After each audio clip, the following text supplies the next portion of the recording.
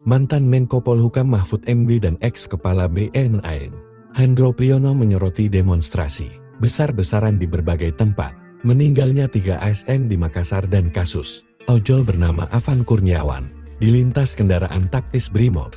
Mahfud melalui akun Instagram pribadinya, @mohamafudimd, Jumat 29 Agustus 2025, meminta peristiwa itu dilihat dengan jernih. Ia menilai, wajar masa marah, karena menyampaikan aspirasi ditindak secara represif, sabar dan jernih dalam melihat peristiwa. Mereka yang demo dan marah-marah, tak bisa disalahkan dan ditindak secara represif karena mereka menyampaikan aspirasi dalam penegakan keadilan, tulis Mahfud. Mahfud juga meminta publik tidak serta-merta menyalahkan aparat yang mengendarai kendaraan barakuda itu. Personel aparat berbarakuda di lapangan yang kemudian menabrak pedemo harus dikasihani. Mereka mungkin panik karena terjepit.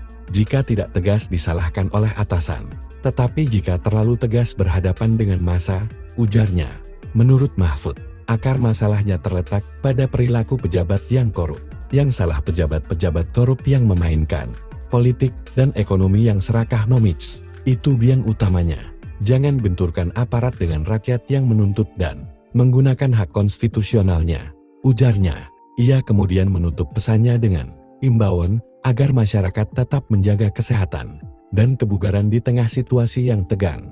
Sementara ex-kepala BNN Hendro Priyono mengungkapkan dalam demonstrasi itu adalah sosok asing yang berpengaruh di negaranya dan memiliki kaki tangan di Indonesia.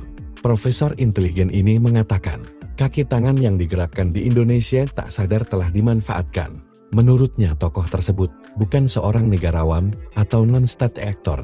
Tujuannya membuat kekacauan, lalu memanfaatkan situasi, masuk dan menjajah. Tujuannya kan sama saja. Dari dulu juga maunya menjajah, tapi kan caranya lain. Dulu kan pakai peluru, pakai bom. Kalau kita masih diam saja ya habis kita, ujar Hendro Priyono.